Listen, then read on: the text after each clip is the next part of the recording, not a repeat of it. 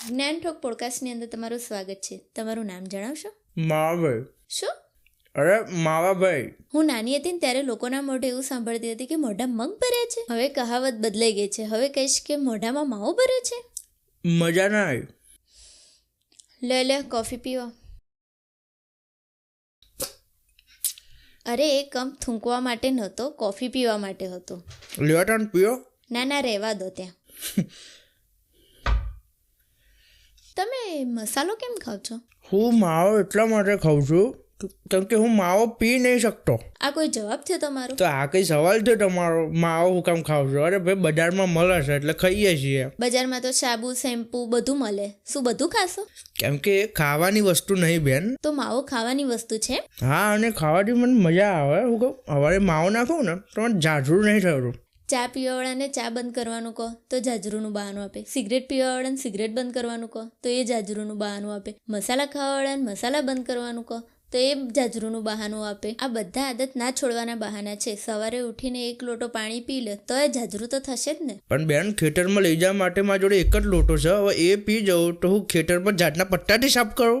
અરે 2 લોટા લઈ જવાનું રાખો. પણ બેન, ઘરે બહેરી છોકરા છું મારા, એમના હું 2 લોટા લઈને જાઉં ને તો એવું લાગશે કે આ તો જઈને કોઈક સોરી યારે જાજરું પાર્ટી કરું છું. વાત ક્યાંથી ક્યાં લઈ જાઓ છો? એટલે જ કહું મસાલા ખાવાનું મજા મારો. શું મસાલા ખાવ મજા મારો? કંઈ સારા નથી લાગતા. ઉપરથી પાડાની જેમ ચાવે જાવ છો. દેખાવે પાડા જેવો જ છે. ભાઈ, તમારા જેવા લોકોને રેસિસ્ટ કહેવાય, જે ધર્મ, જગ્યા, રૂપ, રંગ, જાત પાત આ બધામાં ભેદભાવ કરે. જાત પાત? પાદવા ઉપર ના બોલાય, આ તો ખોટું કહેવાય. અરે જાત પાત નહીં, જાત પાત. તો તમાકુ નતો. આમાંય તમાકુ જ ઘૂસેડ્યું ને. હા, તો હું દિવસના 20 મસાલા ખાઉં છું. આમ કાપશો ને તો લોહીની જગ્યાએથી ચૂનો નીકળશે, ચૂનો. માણસ બીમાર પડે તો અમને બોલાવે લોહી કાઢવા. કોઈ બિલ્ડિંગ બીમાર પડે તો તમને ચૂનો કાઢવા બોલાવતા હશે ને. પહેલો એવો જોક સાંભળ્યો કે જે વાપરીને હસું ને રોવું આવે છે. કોમેડી ના થતી હોય શું લેવા કરો?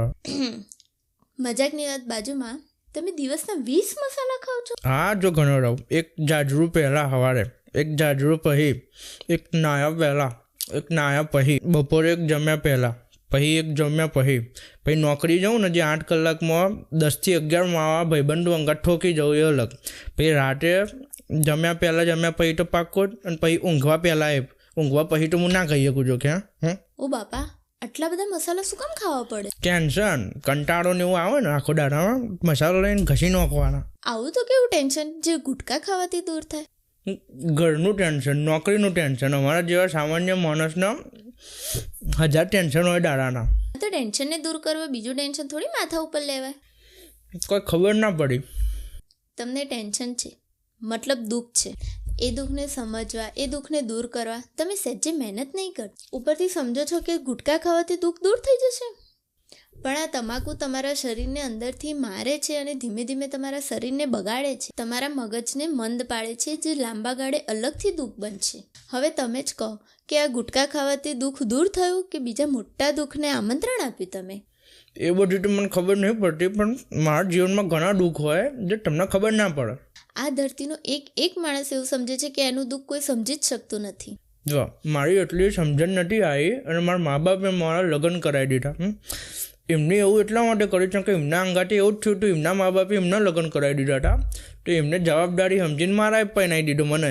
લગ્ન પછી મને કહી દીધું કે તારી જવાબદારીઓ મા બાપને સાચવવાના, બૈરી સાચવવાની, છોકરા સાચવવાનો, આજુબાજુનો સગા સંબંધીઓ, આખું સમાજ, આ બધાને મારો સાચવવાનું, આ બધાને ખુશ રાખવાના. એમ સમાજમાં જે ચાલતું હોય હવે ઘરમાં ચાલવાનું. હવે ઘરમાં બધાને ખુશ રાખવા માટે 70 એવી બિનજરૂરી વસ્તુઓ ઘરમાં લાઈન મૂકી દીધી જેના હપ્તા મારે ભરવા પડ્યો. આ હપ્તા ભરવા માટે જે નોકરી મને ગમતી નહીં એવી નોકરી મારે કરવી પડે.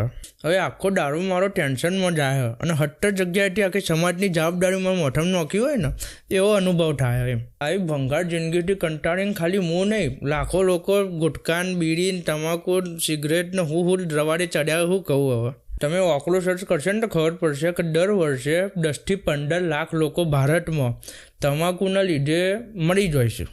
તમને એવું લાગે કોઈને ખબર નહીં હોય, આપણી સમાજ સરકાર બધાના વાતની ખબર હોય અને આ લોકો ઈચ્છે ને તો એક દાડામાં સુધાર કરી દે આખી દુનિયાનો, પણ આ લોકો ઈચ્છતા જ નહીં. અને સમાજના આગેવાનો બધા આખા ગામના નાટકો કરી રાખશે, પણ જે વાસ્તવમાં જે જરૂર છે કોમ કરવાની તો એક ચકલું એ નહીં ફરકે. આખું ગામ સમાજના આગેવાનો બધા એક નકલી મગજમાં કલ્પનાથી એક યુદ્ધ બનાવીને લડે જ હોય છે, પણ વાસ્તવમાં જો લડવાની જરૂર છે તો એક ચકલું એ નહીં ફરકે. આખું સમાજ જ ભ્રષ્ટ છે બેન, અને આ સમાજને ખુશ કરવાવાળા અમે લોકો મહામૂર્ખા. તમને આટલી બધી માહિતી ખબર હોય તો લાવો સુધારો લાવવાવાળા ક્યાંય મરેલા પડ્યા હોય બેન. આખી દુનિયા જ ખોટી હોય અને એનું સામું કોઈ બોલવા જાય, તમને એવું લાગે દુનિયા જીવવા દે છે? એક સેકન્ડમાં સાફ કરી દે છે.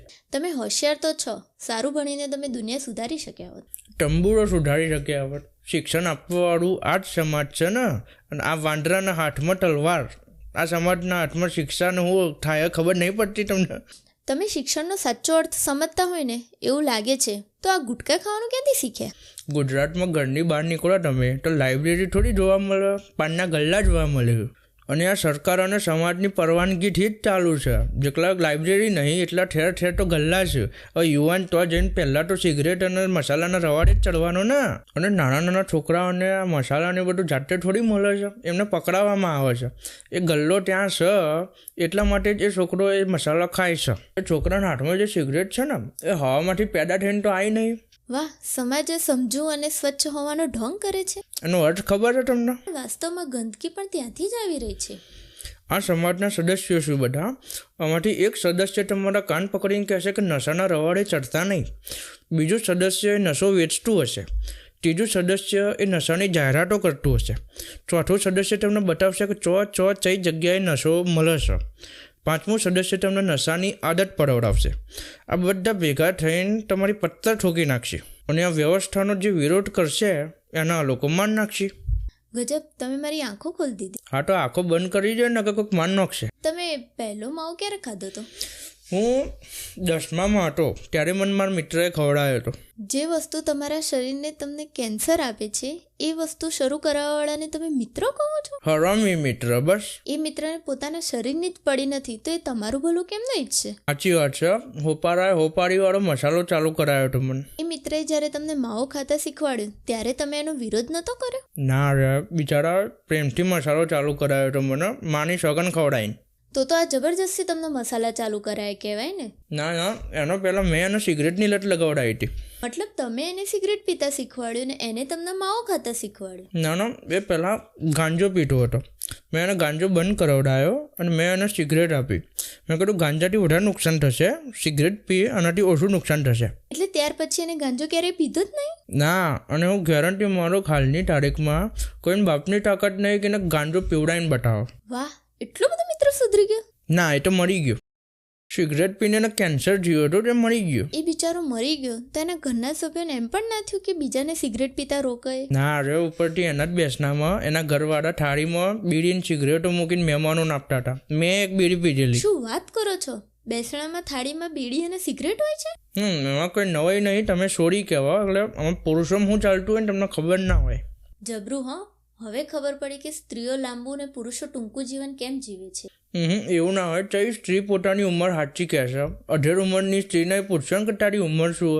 એ કહેશે કે હું તો 16 વર્ષની સુકન્યા છું.